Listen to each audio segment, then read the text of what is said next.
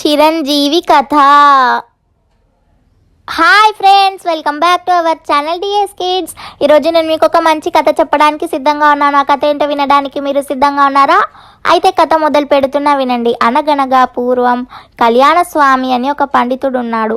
అతను వింధ్యారణ్యంలో ఒక ఆశ్రమం నిర్మించుకొని శిష్యులకి విద్య నేర్చుకోవాలి అనుకున్న వాళ్ళకి విద్యని బోధిస్తూ ఉంటారు. ఇంకా అతని దగ్గరకు వచ్చిన శిష్యులందరినీ అతను ఒక ప్రశ్న అడిగేవారు. నువ్వు విద్యని ఎందుకు నేర్చుకోవాలనుకుంటున్నావు, నువ్వు చదువు ఎందుకు నేర్చుకోవాలనుకుంటున్నావు అని. అందరూ బ్రతుకు తెరువు కోసం అనే సమాధానం చెప్తుండేవారు. కానీ అతను ఒకరోజు చిరంజీవి అనే ఒక విద్యార్థిని అడుగుతారు, నువ్వు ఎందుకు విద్యని నేర్చుకోవాలనుకుంటున్నావు అని. అప్పుడు చిరంజీవి అనే విద్యార్థి, నేను ప్రజల బాగు కోసం విద్యని నేర్చుకుంటున్నాను అని చెప్తాడు. ఇంకా ఆ సమాధానం కళ్యాణ స్వామి పండితులకి, గురువు గారికి ఎంతో నచ్చింది. చిరంజీవి అనేవి ఆ విద్యార్థి మీద చాలా మంచి అభిప్రాయం కూడా కలుగుతుంది కళ్యాణ స్వామి గురువుకి. ఇంకా అతను చిరంజీవికి ఎంతో మంచిగా విద్యని బోధిస్తాడు. ఇంకా తర్వాత చిరంజీవి విద్య అయిపోతుంది. చిరంజీవి విద్య అయిపోయాక చిరంజీవి విద్య నేర్చుకోవడానికి 5 సంవత్సరాలు పడుతుంది. ఇంకా విద్య నేర్చుకున్నాక కళ్యాణ స్వామి చిరంజీవితో ఇలా అంటాడు, నాయన, నువ్వు నీ విద్యని పూర్తిగా నేర్చుకున్నావు, నీ విద్యాభ్యాసం అయిపోయింది. నువ్వు నాకు మొదటిలో చెప్పిన మాట గుర్తుంది కదా, నీ విద్యని ప్రజల బాగు కోసం ఉపయోగిస్తాను అన్నావు, అలాగే ఉపయోగించు, ఆ మాటని మర్చిపోకు అని చెప్తాడు.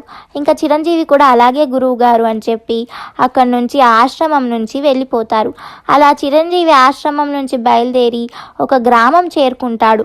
అక్కడే నివాసం ఏర్పాటు చేసుకొని ఉంటుంటాడు.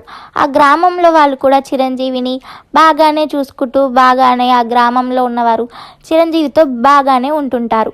ఇంకా ఇలా 10 రోజులు గడిచిపోతాయి. 10 రోజుల తర్వాత చిరంజీవికి ఆ గ్రామం గురించి కొంచెం తెలుస్తుంది. ఏంటంటే ఆ గ్రామంకి బందిపోటు దొంగలు వస్తుంటారు.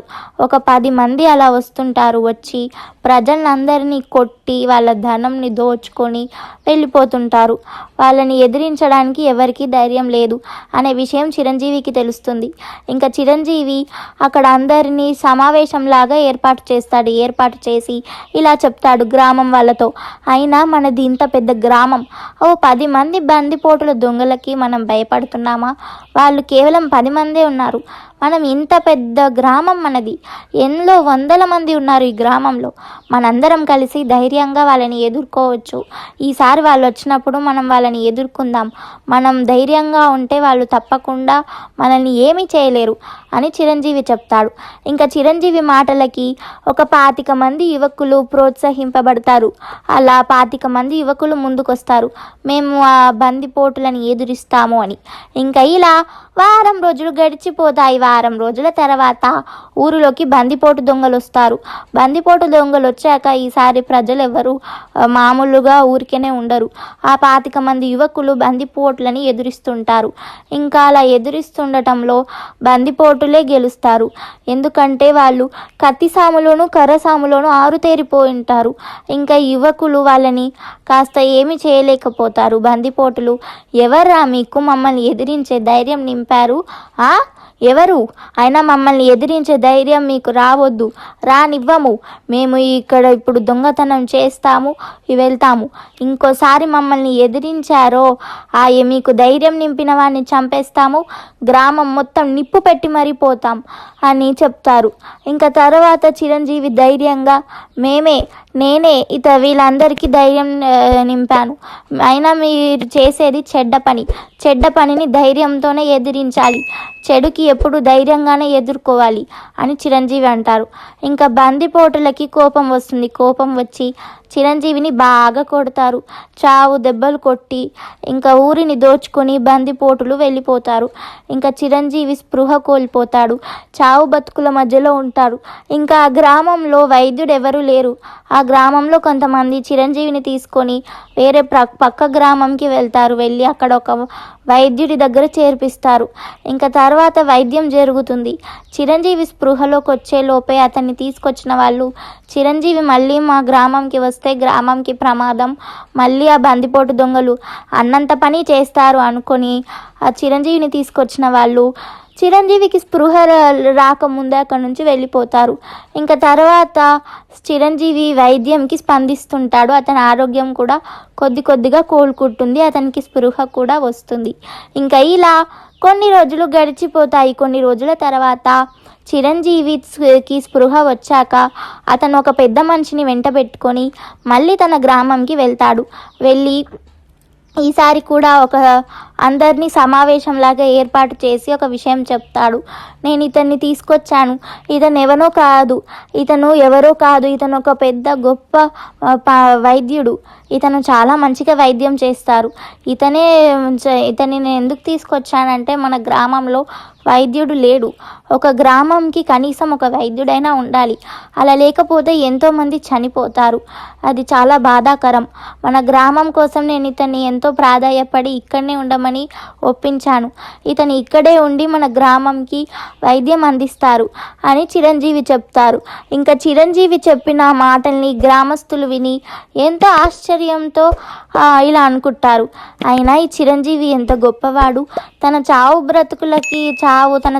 మీదకి వచ్చినా తన బ్రతుకు మీదకి వచ్చినా తను భయపడకుండా గ్రామం కోసం, గ్రామ శ్రేయస్సు కోసం వైద్యున్ని వెంటబెట్టుకొని తీసుకొచ్చాడు. ఇతను చాలా మంచివాడు అని గ్రామస్తులకి చిరంజీవి మీద అభిమానం పెరుగుతుంది. ఇంకా ఈసారి చిరంజీవి ఎంతో మంచివాడు అని వాళ్ళందరికీ తెలుస్తుంది. ఇంకా ఇలా కొన్ని రోజులు గడిచిపోతాయి. కొన్ని రోజుల తర్వాత బందిపోటులు మళ్ళీ గ్రామంకి వస్తారు. ఆ గ్రామంకి వచ్చాక బందిపోటుల్ని ఇంకా ఊరి జనం అంతా కలిసి ఎదిరిస్తుంటారు.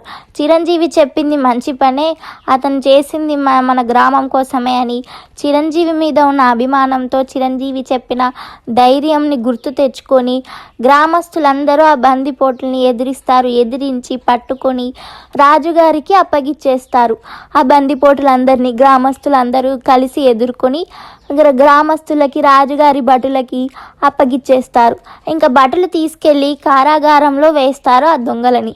ఇంకా చిరంజీవి తను వచ్చిన పని అయిపోయింది, ఈ గ్రామంకి ఎంతో మంచి జరిగింది అని ఆ గ్రామంలో ఉన్న వాళ్ళందరికీ వీడుకోలు చెప్పి ఆ గ్రామం నుంచి వెళ్ళిపోతాడు. చూసారా ఫ్రెండ్స్, ఈ కథలో ఉన్న నీతి ఏంటంటే మనం చెడుని ధైర్యంగా మంచిగా ఎప్పుడైతే ఎదిరిస్తామో అప్పుడు తప్పకుండా విజయం కలుగుతుంది.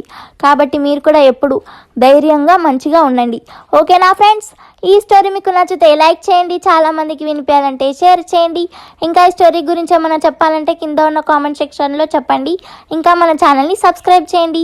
సబ్స్క్రైబ్ చేసి పక్కన ఉన్న బెల్ ఒత్తి ఆల్ ఒత్తండి. అలా బెల్ ఒత్తి ఆల్ ఒత్తితే నేనేమైనా వీడియోస్ చేస్తే మీకు నోటిఫికేషన్స్ వస్తాయి. ఓకేనా friends? Bye. See you next week. ఇంకొక కొత్త మంచి స్టోరీతో నేను మీ ముందుకు వస్తాను. నేను మీ బుద్ధుడిని. Bye. See you next week.